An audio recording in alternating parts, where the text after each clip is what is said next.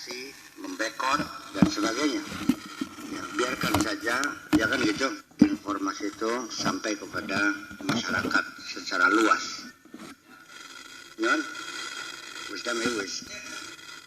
Wa min hadhil hawajis, hambatan-hambatan, rintangan-rintangan atau barier-barier yang seperti tadi disebutkan adalah bisa terjadi antakuna hunaka nuzumun taghiyah fil ard, yaitu dalam bentuk sistem pemerintahan yang represif, pemerintahan yang diktator. Tasuddun nas 'anil istima' ila al-huda wa taftunul muhtadin aidan atau wa tuftinul muhtadin aidan, yaitu yang bisa membendung manusia, melarang orang tidak boleh mendengarkan hidayah tadi, mendengarkan penjelasan kebenaran tadi, dan juga bisa terjadi penindasan terhadap orang-orang yang mendapatkan hidayah. Fajahad al-Islam liyuhattima hadhihi an-nuzum mataghiyah. Islam juga berjuang untuk merobohkan sistem-sistem yang represif itu, yang diktator itu. Waliyuqima makanaha niraman adilan, ya, diganti dengan sistem yang adil, yakfulu hurriyatad da'wah ilal haqqi fi kulli makan wa hurriyatid du'at, yang sistem pemerintahan baru yang bisa menjamin kebebasan berdakwah pada kebenaran di mana saja, fi kulli makan, di mana saja, wa hurriyatid da'wah du'at, dan kebebasan para bedai itu sendiri. Wa ma yazalu hadzal qa'iman, tujuan ini, target ini sampai sekarang tetap masih ada. Wa ma yazalu jihad mafrudan 'alal muslimin liyuballighuhu in kana muslimin, dan senantiasa masih tetap perjuangan adalah merupakan kewajiban. Ya, jihad sebagai kewajiban dalam bentuk perjuangan, jihad dalam artian anarkis, tapi jihad adalah berjuang untuk menyampaikan ingkar muslimin, untuk menyampaikannya kalau memang mereka sebagai orang Islam. Itu kedua. Yang ketiga, wajah Islam salisan, dan jihad Islam yang ketiga adalah bertujuan liyuqima fil ardi nizamul khas wa yuqarriruhu wa yuhmi, untuk membentuk satu sistem yang khusus di bumi ini, ya, ditegakkan dan juga dilindungi.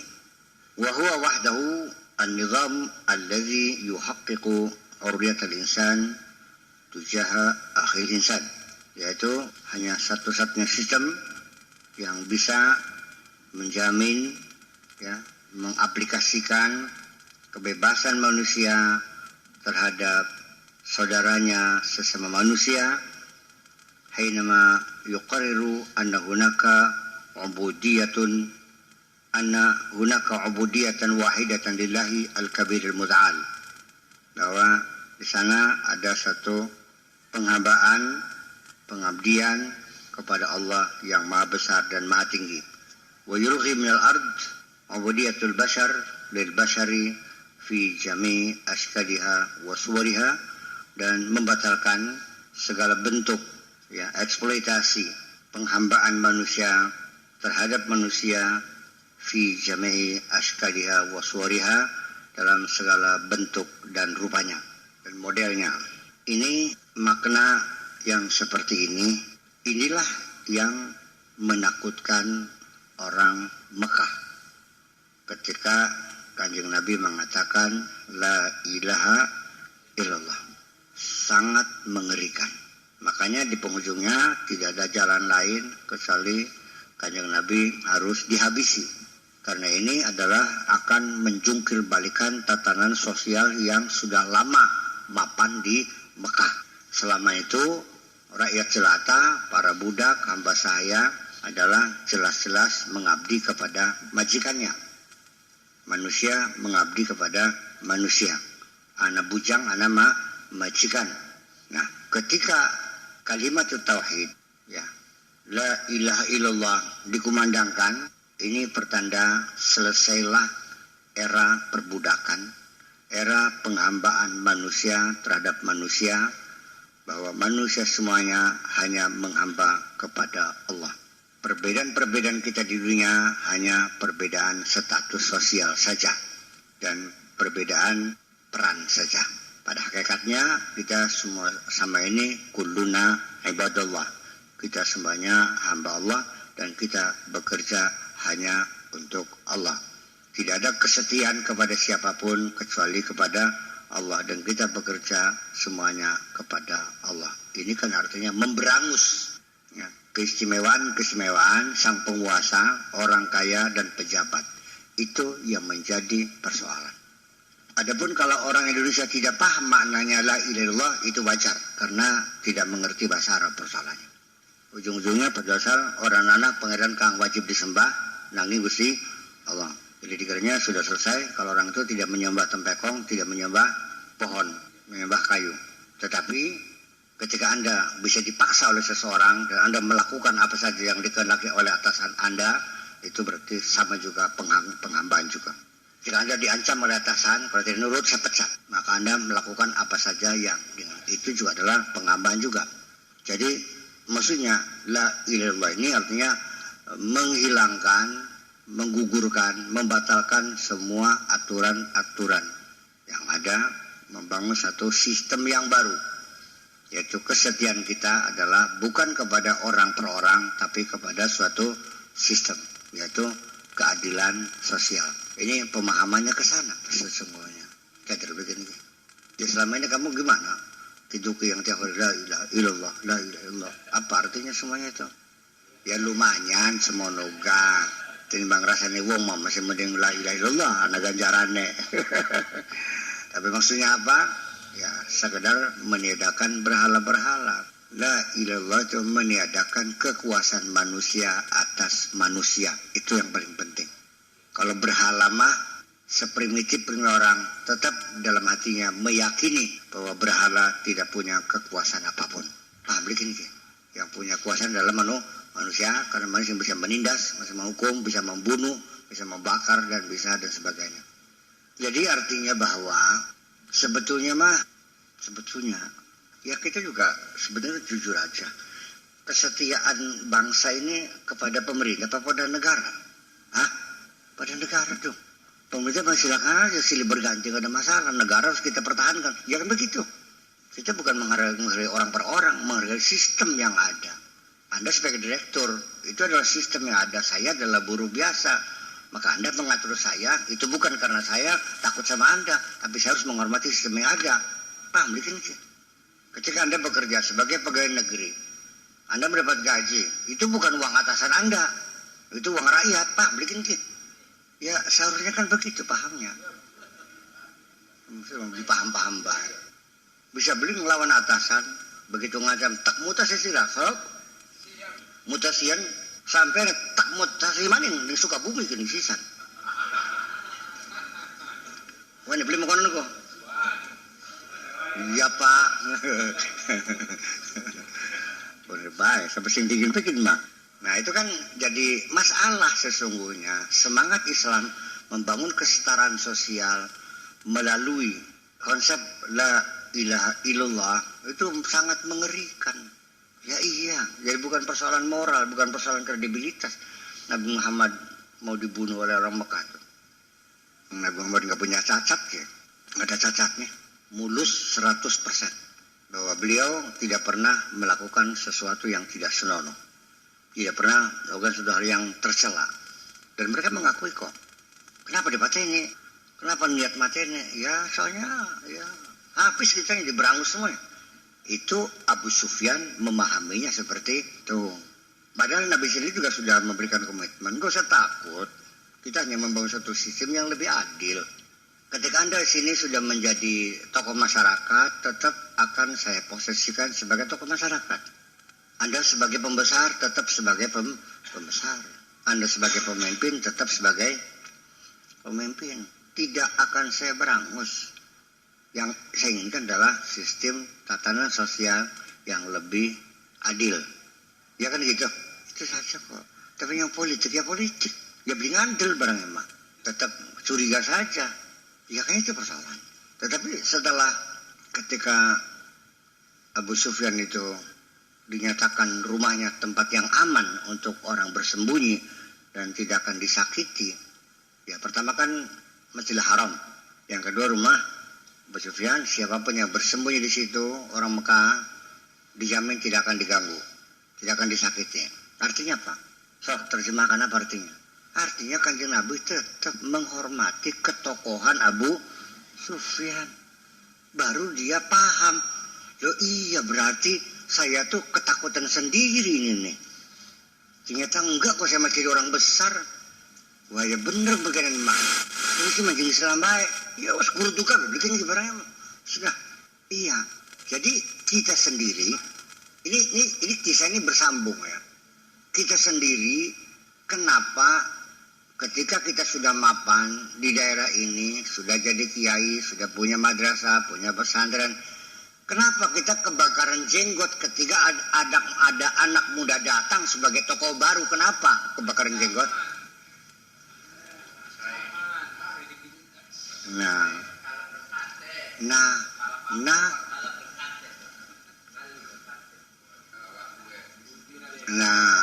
ya kan? Lah ya kenapa?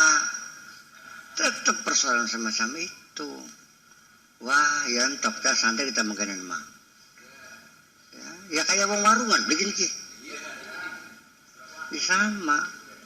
Maka saya katakan berulang-ulang, yang memusuhi saya, yang menghalang-halangi saya untuk bikin pesantren bukan orang Kristen, bukan orang Yahudi, bukan orang Hindu, orang Islamnya sendiri. Berarti beli. Ya kenapa? Ya ketakutan. Saya itu usaha berkomitmen, saya tidak akan mengurangi martabat Anda. Saya tidak akan ngerecok sumber-sumber dana Anda. Artinya kita ki masa melo-melo bagi waring gitu. Masa buka sesar kita mah beli itu adalah proyek Anda, kan begitu. Dan saya buktikan saya tidak pernah bagi waring kok. Ya kan? Pernah beli kita buka sesar ki. Barangkali mengganggu sumber dana mereka. Pernah ngurung beli kita nyeluk cakat kok. Padahal mah barangkali Anda tergusur jadi imamnya. Saya tidak pernah minta jadi imam kok. Dan saya tidak mau. Yang akan beli ngantri sih. Sampai tekan pada modar. Itu persoalannya. Nah ini artinya bahwa kecemburuan kita, kecemburuan sosial, ketakutan kita, itu adalah terjadi sampai kita sendiri kadang-kadang tidak mau mengakui kelebihan orang lain. Ya, kadar modal, tekang disiplin terek. Itu kan konsep begitu. Konsep bukan bagian. Selalu ketika ada tampil sesuatu yang lebih baik dari yang ada, itu selalu tidak berkenan untuk diterima. Selalu dicurigai, selalu direndahkan. Dan ini juga terjadi ketika iblis itu disuruh sujud kepada Adam, juga keberatan. Sama seperti kamu juga. Iblis yang kasih atau sirka iblis ini.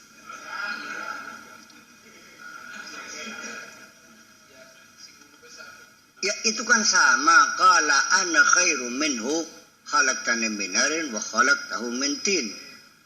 Kita juga sama ketika ada anak muda tampil yang lebih hebat. Kita juga ya kadar modal pedang tahun sih masih lawas ke kita. Ya sama persoalannya. Itu peristiwa terjadi berulang-ulang. Nah selama ini Anda memahami dialog antara Adam, iblis, malaikat dan Tuhan itu apa tidak terjadi pada dirimu juga? Saya tadi Adam, tadi iblis ini benar enggak? Dalam tonil ini, dalam sandiwara ini. Nah, peran Anda sebagai apa? Sebagai malaikat apa sebagai iblis? Iblis kan apa di barangnya mal sudah. Tidak mau mengakui kelebihan orang lain kan?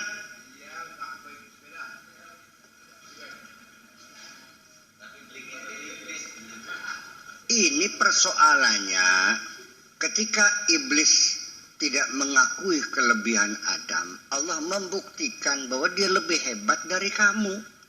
Makanya wa'allama Adamal asma'a kullaha summa aradahum 'alal malaikati faqala anbi'uni bi asma'i haula'i in kuntum ta'lamun. Atau kuntum sadiqin. In kuntum sadiqin. Qalu subhanaka la ilma lana illa ma 'allamtana. Itu malaikat secara positif dia mengakui kekalahan. Malaikat mah benar kan kak? Dibuktikan bahwa lebih unggul. Oke dia mengakui. Iblis mah tidak mau mengakui. Tetap aja kadang ngaji tekang di sih. Kata masa kita berdurung apa kan ngaji? Iya. Orang belum ada kabar apa macam kata ya kata tamatan ngingang-ngingen. Ya seperti itu. Jadi artinya bahwa sampai sekarang saya masih bisa menatap wajah-wajah iblis yang berdialog dengan Adam itu, dengan malaikat itu.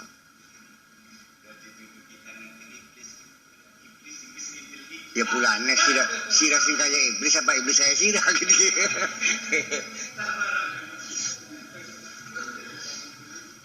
Makanya itu dikiranya bahwa kita tidak mau mengakui kelebihan orang lain itu dikiranya bukan sifat iblis. Ya jujur aja dong. Oh ya, saya sangat indah sekali jika ada orang mengakui kelebihan orang lain, menghargai jasa orang lain. Iya, ya anak ini pinter, masih muda. Saya melihat bahwa dia manusia betul, mengakui kelebihan orang lain. Iya, saya masih menjumpai orang-orang yang jujur kayak malaikat begitu tuh. Oh, masih muda, umur baru berapa itu? Sudah. Non? Ya itu masalahnya. Ya itulah ujung-ujungnya. Jadi kita filosofis dialog itu ya semuanya harus kita lihat dari berbagai sisi dong. Apa perlu saya analisa lebih mendalam lagi dialog iblis dengan ini ya? Nggak selesai-selesai, itulah kehidupan. Maka sinetron itu ya berulang-ulang terjadi. Hanya beda bintang filmnya saja. Iya, ya nikah-nikah. Supaya di Adam, di iblis, di malaikat ini barangnya mas. Itu makanya. Nah ini perlu ada jaminan. Karena kalau tidak terjadi penindasan. Iya. Jadi setiap ada tunas baru muncul tuh dipungkas, dibabat gitu. Jangan biarkan ada 2 matahari di negeri ini. Waduh, bukan main. Jadi aneh kudu sih tapi sing murup gitu. Kayoman. Ya, orang emang. Nah makanya kesombongan itu selalu muncul dalam diri kita. Iya, jadi kedurhakaan iblis itu ya berulang-ulang kita lakukan juga. Iya, malah non? Oh ya mending iblis mandlog-doge ning Adam dan Gusti Allah beli. Bakasir mandlog-doge ning Gusti Allah kini. Kalau iblis itu anak khairu minhu. Saya lebih hebat dari Adam. Bahkan menusain mah anak khairu minka. Aku lebih hebat dari kamu. Ya Allah gitu ngomongnya. Mau saya buktikan. Ya ketika dia nyumbang 500 juta untuk masjid sampai terjadi bangun. Lalu diangkat jadi ketua DKM karena jasanya kan. Tiba-tiba dipecat. Kayak apa nyewotnya? Jadi saya dipecat. Ya. Karena tidak transparansi asalnya. Wah ngamuk ke sampai takang ngucapakan lamun lakar yang masa ada dia masih ngerti beli koplok tuh kok. Ya. Siapa sih yang 500 juta kita nyumbangkan itu? Ya kan begitu. Iya, lamun langkah kita masa dadi ya kan masih dur beli saya kok. Ada sejak itu medit kabe, kita sih nombok kabe duitnya. Saya itu kan persoalan. Lah ya ketika kita katakan bahwa Allah ada, ya biar ada juga nggak ada urusan. Kalau saya emang nggak ada, tetap nggak bakal jadi. Apa boleh Gusti Allah nguntapekin ke?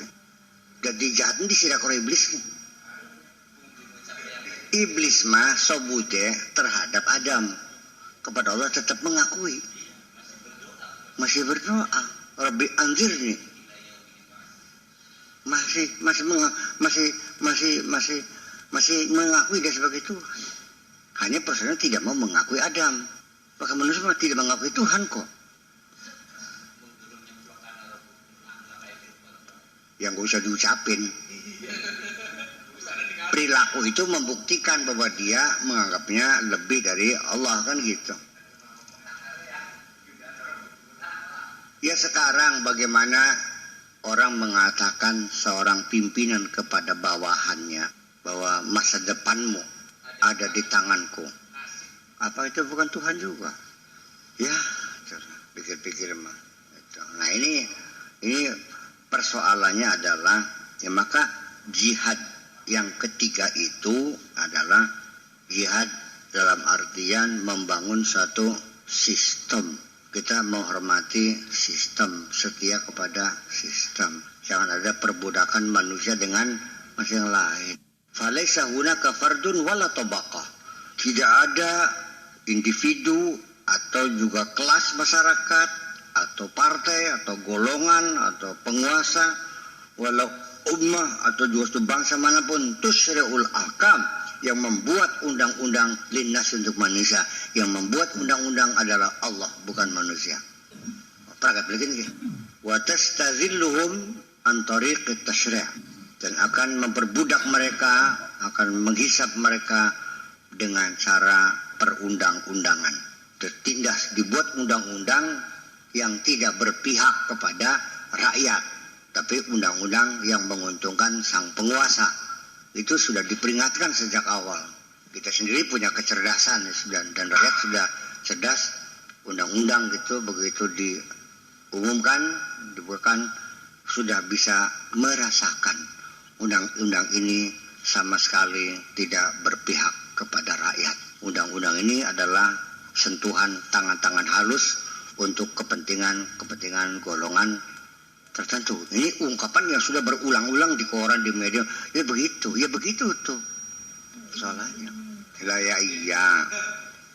Ya sekarang saya mohon maaf bahwa saya mendengar dan saya menjadi pendengar yang setia dialog-dialog di warung-warung kopi, di kendaraan, di jalanan, ya, man on the street, orang jalanan yang mengomentari. Seperti ini komentarnya, kata orang yang tidak mau disebut namanya. Ya begitu kan, bahwa kita dikejar-kejar harus lunas pajak, tetapi kita tidak boleh bertanya bagaimana cara menggunakan uang pajak itu. Non? Apa nih? Beli setuju. Pajak itu zakat, pajak. Dengan ditolaknya hak angket ini, artinya rakyat tidak boleh tahu bagaimana pengelolaan pajak, kan begitu. Sudah tertutup. Dari sini digedak-gedak, bawa pajak dibledik-bledik kan. Belum ditakon, menti duitnya belum ditakon. Karena penting bayar itu sih dah. Gitu kata komentar orang di jalanan. Ya, komentar orang yang like and dislike, suka dan tidak suka, ya seperti itu. Berkembang di masyarakat. Malah kalau komentar koran, saya ini kan mengomentari koran dan orang. Kalau saya memang nggak ada komentar. Ya, kata koran, akibat hak angket ini ditolak, selisih 2 suara ya. Ini yang diuntungkan adalah Golkar dan PKS. Harum namanya sekarang. Cari koran gini mah. Kalau kita mah tidak berkomentar kan gitu. Paham beli masyarakat? Iya. Ya itulah persoalannya. Jadi ya memang seperti itulah, maka undang-undang itu bersumber dari Tuhan. Kesulitannya adalah firman Tuhan pun tidak lepas, dipelintir-pelintir juga.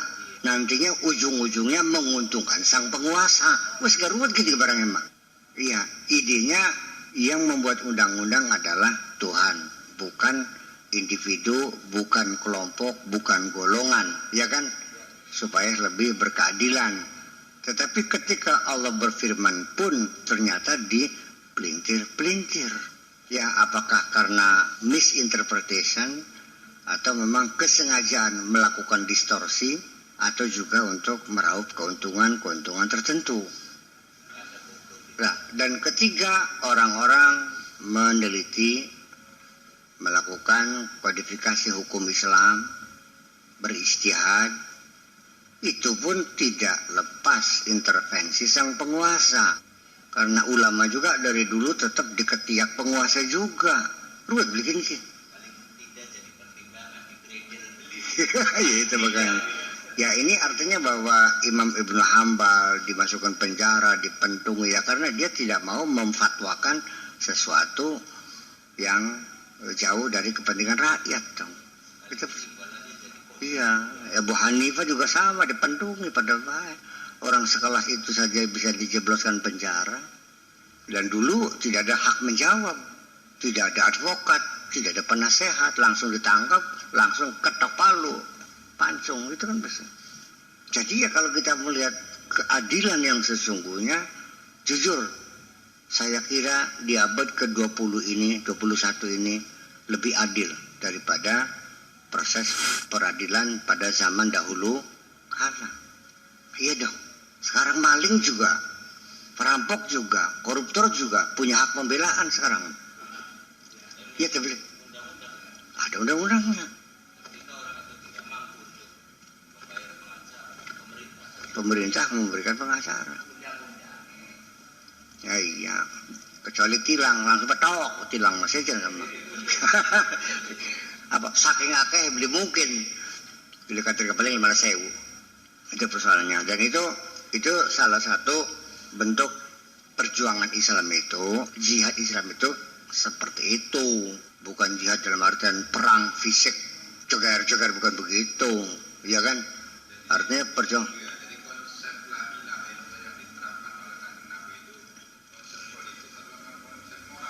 Ya konsep politik, ngatur siram. Ya karena ujung-ujungnya dakhalal jannah iki sih katerke. Akhiru kalamihi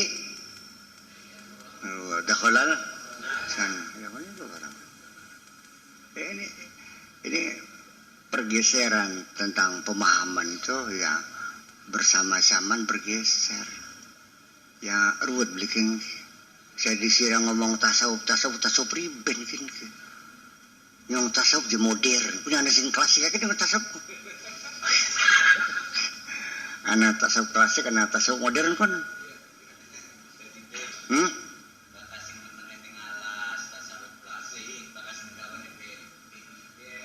Tasawuf modern. Ya saya kira juga mungkin Pak Hamka juga terjebak ketika dia membuat tasawuf modern tuh.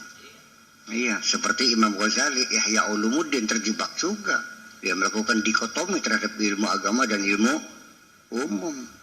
Jujur kita mah, ya beli nguntak, beli tetap hormat kok.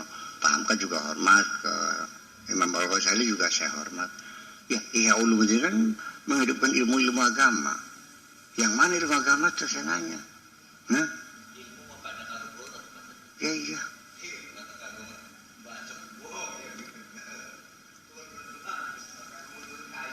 Jadi makanya kita mah sekali lagi pemikiran Islam itu perlu dibangun kembali, ya ditata kembali. Saya kira kalau pengen persis seperti ide dalam pikiran Kanjeng Nabi mungkin ya 100% mah nggak bisa ya. Saya juga tidak menjamin. Minimal ya padu asal marak-marak kah. Padu asal kelayabe pada Kanjeng Nabi yang ngulon kita yang ngulon mereka. Pakai karena tegar kita nih sempoyongan ke apa sih betul. Iya beli di siapa kok. Ya wis. Ya enggak. Ya karena bukan kelas kita tidak akan bisa berpikir netral seperti Kanjeng Nabi itu.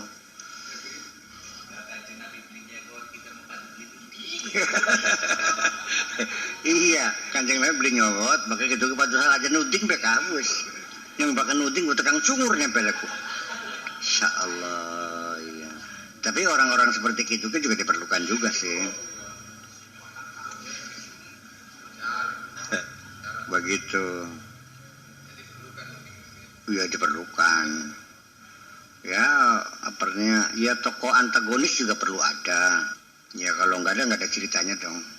Itu. Innama hunalika rabbun wahidun linnas jami'a. Yang ada hanya satu Tuhan untuk seluruh manusia. Huwa alladhi yushra'u lahum 'ala sawa. Dialah yang membuat konstitusi, yang membuat syariat kepada mereka sama, diberlakukan sama untuk mereka. Enggak ada hak istimewa, hak ini enggak ada. Dalam Islam enggak ada jabatan ini nggak ada keistimewaan, semuanya sama. Ini kan yang menjadi keberatan penguasa kan begitu. Pengennya kan dibedakan. Itu. Ya, adapun tentang masalah sifatnya protokoler, ya boleh saja. Karena dia seorang presiden, maka menunggu di airportnya itu tidak di barak umum, tetapi masuk di ruangan khusus yang disebut dengan ruangan VIP. Pintunya beda. Itu saja persoalannya. Itu karena protokol, karena dia punya tugas yang lebih besar. Ya kan begitu. Jalan raya juga sama, ngeok suruh minggir semuanya. Itu bukan berarti dia lebih dari kita. Memang dia punya tugas besar sehingga dia harus didahulukan. Kita yang ngalah. Itu kan masalah protokoler saja. Kalau dia pada Allah mah sama aja. Tampak sini tampak kabel, gak salah melakukan urusan. Bukan karena kamu anaknya ini kamu gak ada urusan. Ya duraka ya duraka. Ya kan begitu persoalannya. Paham beli? Kita ngomong gitu sih. Wa ilaihi wahdahu yattajihuna bitta'ati wal khudu. Dan hanya kepada Allah saja kesetiaan kita, ketaatan kita dan kepasrahan kita hanya kepada Allah saja, tidak kepada siapapun manusianya. Itu. Jadi ya, saya kadang-kadang juga nggak ngerti orang yang mengatakan bahwa Islam dan politik jangan dicampur aduk.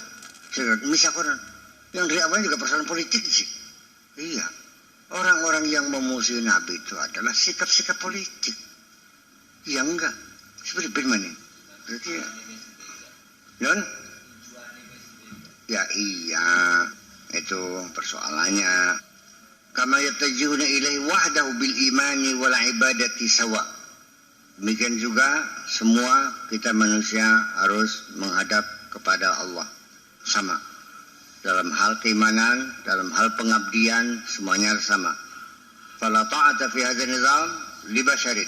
Dalam sistem misalnya semacam ini, maka tidak ada ketaatan kepada manusia illa ayyakuna munaffidzan li syariatillah, kecuali kepada lembaga yang melaksanakan syariat Allah, yaitu kita harus taat karena dia sedang mengamalkan syariat Allah. Itu saja. Muwakkilan atau muwakkalan anil jama'ati lil qiyam bihada tanfidz, dan dia yang diberi kewenangan, ya kan begitu, untuk melakukan hal semacam itu kepada masyarakatnya dalam hal melaksanakan syariat ini. Haitsu la yamliku an yus'a huwa ibtida'an, yang pada dasarnya tetap dia tidak memiliki hak konstitusi bisa membuat undang-undang. Dia hanya sebagai pelaksana dari undang-undang yang dibuat oleh Allah. Nah, sehingga ketika undang-undang yang dibuat Allah itu tidak jelas atau tidak ada atau belum ada, maka di situ merupakan wilayah-wilayah ijtihad seseorang dengan melalui apakah itu masalah mursalah, apakah melalui qiyas dan sebagainya. Itu teknis sebenarnya. Ini pelajaran teknis masalahnya. Ya. Jadi kalau sudah teknis, yang itu sudah di luar dari wilayah filosofis. Dan tashri' min sya'nil uluhiyati wahda. Karena persoalan membuat undang-undang itu urusan Allah semuanya, sendiri, Allah sendiri. Wa huwa madhur uluhiyah fi hayatil bashar, itulah satu bentuk fenomena ketuhanan dalam kehidupan manusia. Fala yajuzu an yuzawilahu insanun fayadda'i li nafsihi maqamal uluhiyati wa huwa wahidun minal abid. Dan juga tidak boleh seseorang yang mengklaim dirinya sebagai mempunyai jabatan sebagai Tuhan, kedudukannya seperti Tuhan, karena dia manusia, walau bagaimanapun dia adalah salah seorang di antara hamba Allah juga. Yang punya kedudukan sebagai Tuhan hanya Allah saja. Kita semuanya sama sebagai hamba. Atau selalu dikatakan kulluna ibadallah, kita semuanya hamba Allah, hamba Allah. Kita hanya menghamba kepada Allah, tidak menghamba kepada manusia. Hadhihi hiya qa'idatun nizam rabbani alladzi ja'a bil Islam. Ini adalah kaidah fundamen sistem ketuhanan yang dibawa oleh Islam, alladzi ja'a bil Islam. Wa la hadzal qaidah, atas dasar fondasi ini yaqumu nizamun akhlaqi, ya, tegaklah didirikan satu sistem moral nazifun yang bersih, takfulu fihi, ya, atau tukfalu fihi al-hurriyatu likul insan. Di situ diberikan jaminan kemerdekaan untuk seluruh manusia. Hatta liman la ya'taniqu aqidatul Islam, sampai juga diberlakukan untuk orang yang tidak memeluk agama Islam, tidak berakidah Islam juga diberlakukan. Wa tusawnu fihi hurumatu kulli ahadin, dan di dalam sistem yang bersifat moral tadi dilindungi semua kehormatan, setiap orang dihormati. Hatta alladzina la ya'taniquna al-Islam, sampai orang yang tidak beragama Islam pun dijamin akan dilindungi kehormatannya. Itu persoalannya. Teorinya seperti itu, teorinya. Prakteknya masih jauh. Kita ini masih dalam pikiran kita kan masih eksklusif. Makanya Allah tahu selagi kita masih eksklusif, ya saya duga kamu ini tidak akan diberikan kehebatan oleh Allah kok. Tidak akan diangkat sebagai penguasa dunia, enggak bakal mungkin. Ya kalau kamu menjadi memimpin dunia, remak apa kini gimana ya? Remak tuh perasaan. Ya iya, ancur-ancuran. Jurung kuasa bisa mentungi wong sudah kok. Komunis berkuasa. Iya. Wa tuhfadzu fihi huququ kulli muwatin fil watan islami, dan juga dijaga, dihormati semua hak warga negara di negeri Islam, ayang kanat aqidatu, apapun akidahnya, tetap hak-hak sebagai warga negara juga akan dipelihara, akan dihormati.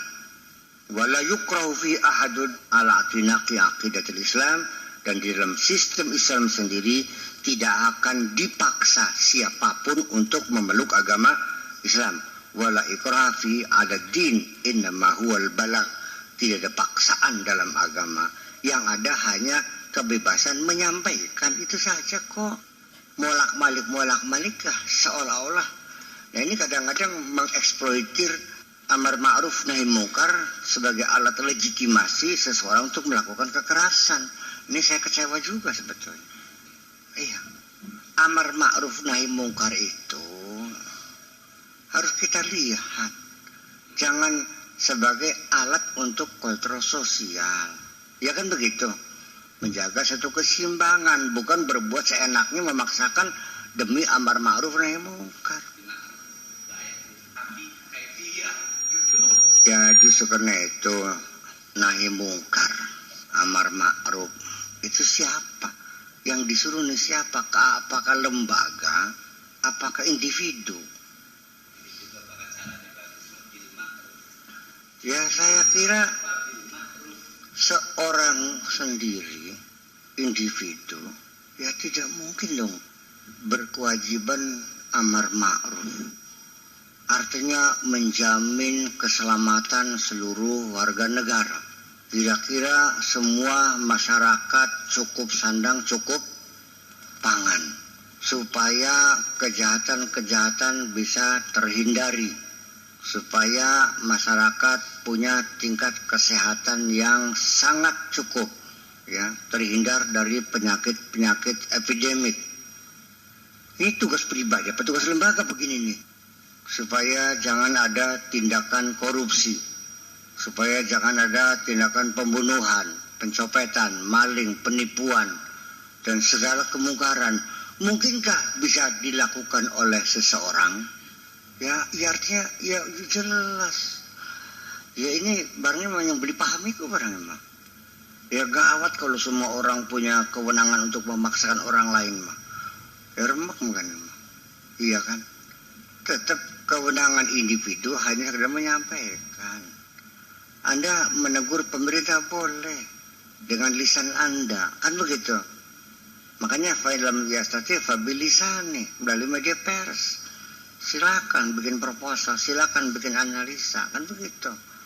Masih begitu kubai tetap tidak direspon oleh sang penguasa. Tapi kalbi yang penting 14 aja ngepro PK. Ya ini perlu dikaji ulang tentang hal itu. saya kira perlu dikaji ulang ya. Ketika kita merasa terganggu, di dekat rumah kita ada tempat pelacuran. Bagaimana proses Anda melakukan nahi mungkar ini? Ya aja nggak golok tuh dibacoki kabeh telembuka sih. Iya kan begitu. Karena kita tidak punya hak melarang. Kita bukan otoritas. Ya secara lisan boleh Anda menulis, Anda melaporkan dan sebagainya. Kalau nggak direspon, ya tidak aja melalui majing mono. Sebenarnya lebih kalbi pada masa. Iya kan begitu artinya. Ya baru malam macam masih ceritanya saya gini. Alhamdulillah. Ya minimal kita menjaga jarak lah dengan mereka, kan begitu. Habis kalbi itu begitu masalahnya. Jadi ini yang perlu kita sadari bahwa tetap innama huwal balagh. Jadi intinya mah sekedar menyampaikan. Jadi saya kira menurut ide saya, bagaimanapun teorinya, sejauh manapun Anda meyakini bahwa akidah Ahmadiyah tidak benar, saya juga sepakat. Saya juga tidak melihat Ahmad itu akidahnya benar karena dia mengaku ada nabi lain setelah Nabi Muhammadiyah. Tapi caranya kan jangan dengan kekerasan dong. Bahkan mendugi, aku benar beli. Ya kan begitu. Ya saya kira cara yang paling aktif adalah ya kita buka dialog, kita lanjutkan dialog. Ya kan begitu, adu argumentasi. Ketika mereka ngotot, tetap ya sudah. Sampai sebatas itu tugas kamu. Ya kan, cari upaya lain. Bagaimana kira-kira SKB 3 menteri dikeluarkan. Ya kan gitu. Undang-undang, tapi tindak kekerasan tetap ya tidak bisa dibenarkan dan tidak bisa ditolerir melakukan kekerasan terhadap siapapun. Yang kita nyembelih ayam ladine kedul dituntut sini Gusti Allah sira maning. Ayam digawe kanggo sirah, panganan dulu kanggo sirah. Tapi tetap aturannya fa'ah sinul zibahata. Nyembelih pada satuan gana larane kan kah? Hanya karena menghormati kamu saja. Baiklah, ayam itu disakiti, tapi buat isi perut kami silakanlah. Tapi ya tulung sing landep lajingnya kira set langsung mati ke ada garak orok masa. Apalagi menyiksa manusia. Bahwa tidak ada hak gitu. Jadi ya ada satu kekhawatiran juga bahwa lamun wong Islam menang, lamun kinmah partai-partai Islam bersatu memenangkan pemilu, presidennya wong Islam, menterinya wong Islam KB. Andai kata umpamane, ya mudah-mudahan jangan terjadi. Iya. Terus akhirnya penerapan syariat Islam. Kaya-kaya wong sing beli sembayang dipotari kabeh gini-gini jagat kene entok. Ya, ini kita punya aja. Yang menjadi acuan kita kan begitu. Ayo, anak beli kan? Oh, sebelum sembahyang di apa? Bakal di tajir wis, di manfi, diusir udah, masih beli bayi, di apa kena? Gitu ke? Patah ini. Lah, ini kajian ini, kitab ini karangan siapa sesungguhnya? Apakah itu firman Allah yang harus kita kebenarannya? Tapi kan selagi namanya kitab kan diyakini benar soalnya. Yang ngomongnya bahasa Arab sih, pakai bahasa Inggris bisa dilawan, ngomongnya bahasa Arab sih, nggak bikin kan? Iya kan? Ya jadi ya sulit. Kenapa? Karena dalam pikiran mereka, konsep mereka menerapkan syariat Islam itu seputar simbol sembahyang dipodari, maling ditugal tangane, wong zina dirajam. Itu bukan kepada bagaimana membangun kemakmuran bersama. Bagaimana meningkatkan kesejahteraan umat. Konon jadi bakal pikirannya sampai masih makan bukan. Ya wis, bilang wis sebaiknya sudahlah kita harus tetap pada satu dasar pemikiran negara kita ini namanya negara Indonesia. Falsafahnya adalah Pancasila. Ya kan begitu. Dan Undang-Undang Dasar 45 ya sudah kita itu hafalkan saja kok. Iya kan? Nah, ketika Anda ingin menjadi muslim yang baik, silakan laksanakan dan negara tinggal memfasilitasi, ya kan begitu. Dan saya mengatakan bahwa negara Indonesia ini sudah cukup baik dan sangat-sangat baik sekali dalam artian memberikan fasilitas-fasilitas untuk memberikan kemudahan bagi umat Islam untuk melakukan syariatnya. Iya betul. Ada masjid, ada musola, ada madrasah, sama di tempat-tempat ramai ada musola, di stasiun, di terminal, di pasar, sampai di bioskop gak ada musola ya. Problem nih, anak, oh anak iya.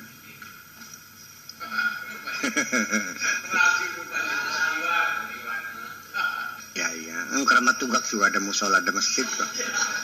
Ya artinya kan ada kemudahan setelah selesai melacur kan junub. Nah masuk masjid lalu sembahyang tobat kan gitu. Balik-balik purble. Ya seperti itu. Jadi makanya ya bahwa beruntung sekali kita punya negara Pancasila ini sebetulnya mah. Mau ingin yang seperti apa lagi? Konsep kamu kan gak jelas. Menimbulkan orang jadi pada ketakutan semua. Ngeri loh. Orang yang non-muslim kan ketakutan dengan konsep syariat Islam yang dalam pikiran kamu nih. Nabi Muhammad yang segitu luasnya, segitu baiknya, segitu diaplikasikan dalam perbuatan, dengan tindakan, dengan ucapannya, tetap masih ketakutan kok. Apa ini sih yang pedagal-pedigal bahkan iwat waya-waya sudah kok gitu ke. Wah, bangsa dituding kabeh. Ya kan gitu persoalannya.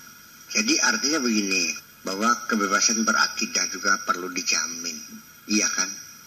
Karena kita tidak boleh memaksakan orang harus masuk surga. Saling menyesatkan juga sebetulnya tidak layak lah. Saya mau nanya, sok ngacung, siapa yang tidak tersesat di antara kamu nih? Iya, layak tersesat semua kok. Ana beli kada wong sing lakat dosane. Ana beli sing tidak pernah maksiat. Makanya wala tuzakku anfusakum, jangan sekali-kali kamu mengklaim sebagai orang yang suci. Ya kodan tadi habis bah. Jadi artinya begini, ada seseorang yang anaknya kawin dengan agama lain, dibancur korbannya wedang, melodok kabekin, bener tak beli guys? Ini saya tidak lagi mengarahkan pikiran Anda untuk memberikan kebebasan kepada anak-anak kita untuk memilih agama. Bukan begitu maksud saya. Paham likin ke? Anda berupaya mencegah jangan sampai anak Anda kawin dengan orang yang beragama lain. Itu dalam kewenangan orang tua, punya otoritas. Karena ngerasa ngelerakan, ngerasa ngopeni, ngerasa jajani. Jadi punya hak tagih, ya kan begitu. Tetapi ketika sudah dihalangi, dia akhirnya kabur, kawin lari, ya sudah selesai.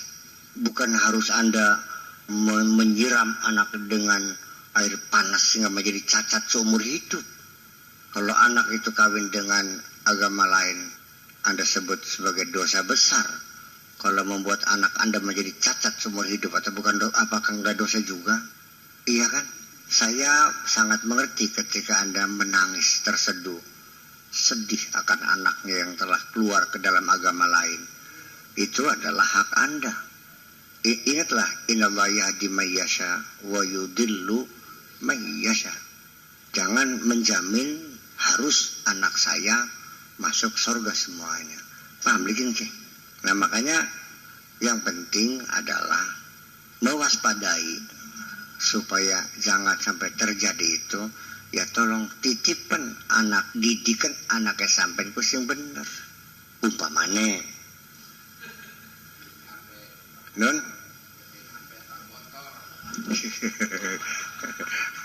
ya ujung-ujungnya menjadi satu kesulitan. Sebetulnya Kanjeng Nabi juga memberi peluang ya kawin antara agama itu. Dan beliau buktikan dengan dirinya. Dia kawin dengan perempuan Yahudi, dengan perempuan Nasrani. Itu adalah sebagai bukti syariat boleh kawin antar agama. Asal kafir kitabi. Ya kan? Tetapi ditafsirkan oleh kiai-kiai kita itu mah Yahudi Nasrani pada zaman dahulu kala sebelum terjadi penyimpangan. Kalau Yahudi Nasrani sekarang kan sudah menyimpang semua. Saya tanya, sejak kapan mereka itu menyimpang? Coba tahun pira menyimpang itu? Yang agama Kristen itu sejak Nabi masih ada sudah Trinitas ya. Paham beli ini sih. Jadi pribadi pasannya yang mendebakin pasannya. Ya saya pengen mula.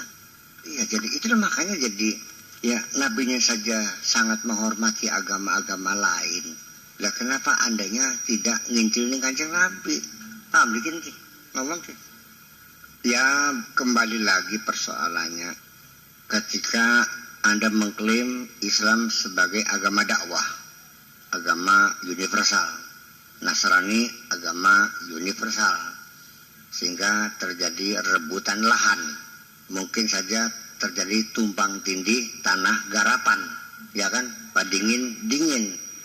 Yang ada itu adalah fastabiqul khairat, kita berbuat baik kepada masyarakat, tolonglah mereka yang susah, kasih makan yang lapar, yang sakit diobatin, yang bodoh diajarin, yang susah ditolong. Itu kita berdakwah seperti itu, bagi-bagi beras. Mereka bagi-bagi Indomie, silakan. Bagi Indomie 2 kilo, 2 bungkus, kita 3 bungkus. Ayo. Karena bagi penamarnya berobat gratis, kita pun bagi berobat gratis, pas ditambah uang sakit. Ayo maning. Karena bagi rumah RSS, kita bagi rumahnya RSSSS. Maka SAK ke rumah sangat sederhana, susah selonjor. Ukurannya 1,5 kali 1,5. Jadi ketika mereka berdakwah, masing-masing agama berdakwah dengan berbuat baik kepada masyarakat, nantinya yang makmur masyarakat, tahu nggak? Bakakin masyarakat jadi bonyokin mungkin mah. Kira ngumbangi, kita pakai dari masyarakat mungkin. Pengung dari itu masalahnya.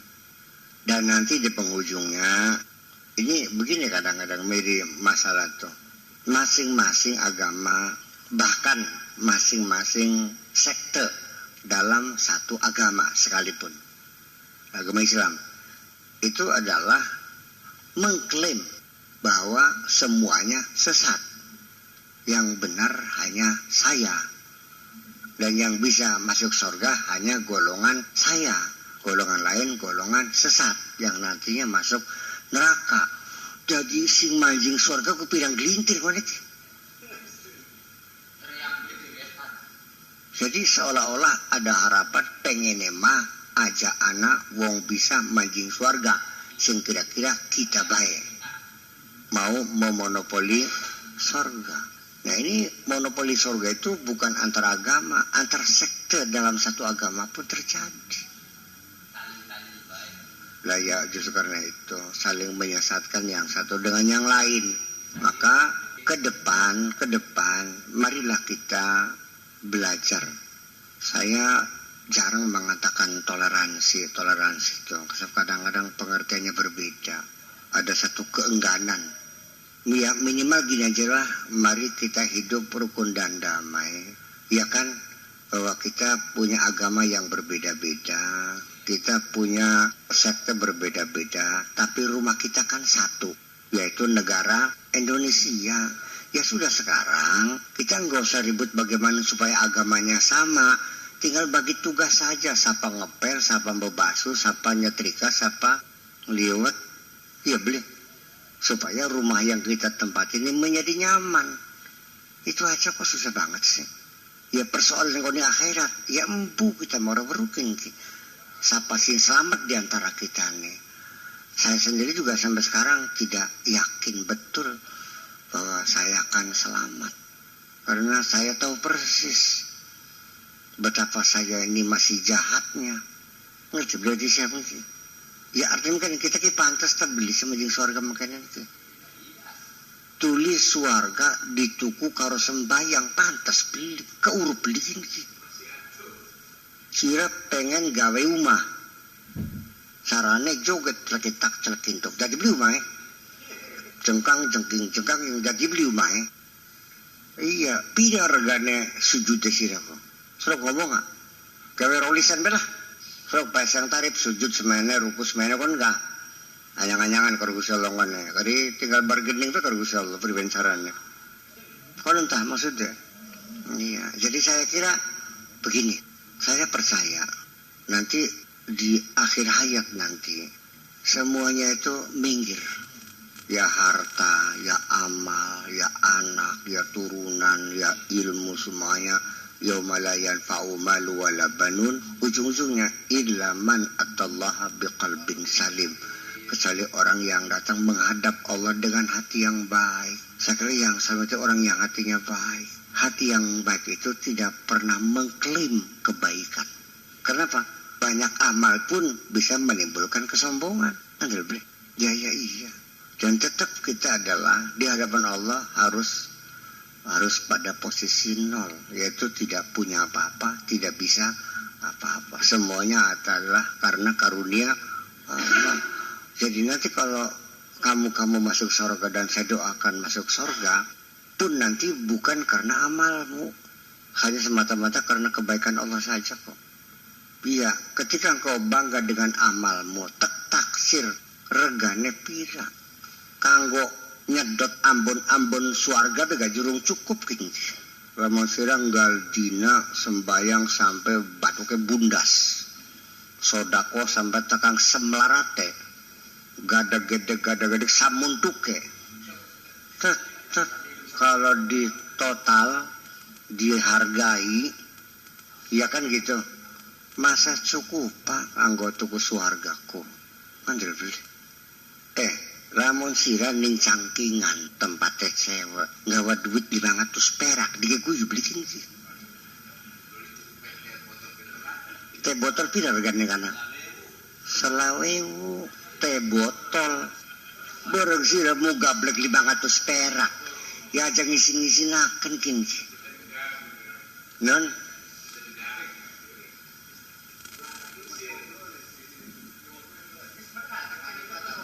iya kita matakon nih gitu. Gada gede dikali pira regane serok. Ya iya. Semonoga gada gede ke macane salah kabeh. Ya rojak. Terus priben. Ya rojak priben man. Kuya. Ya rozakuya, apa ya rozakuya? Ya rozakuya, akan gitu. Astagfirullah hal azim.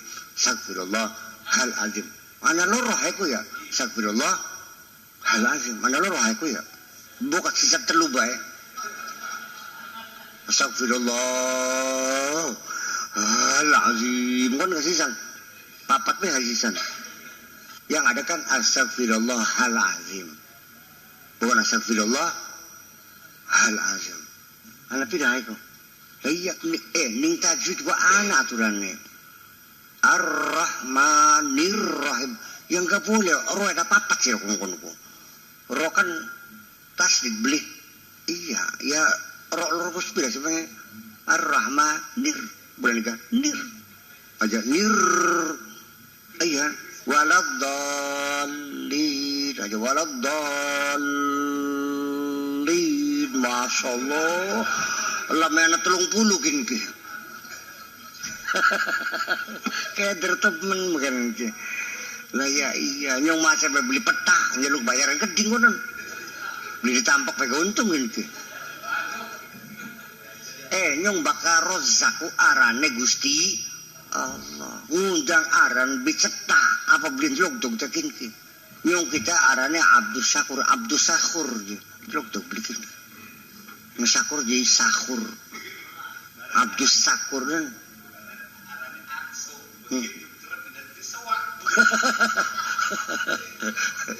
aksowak ya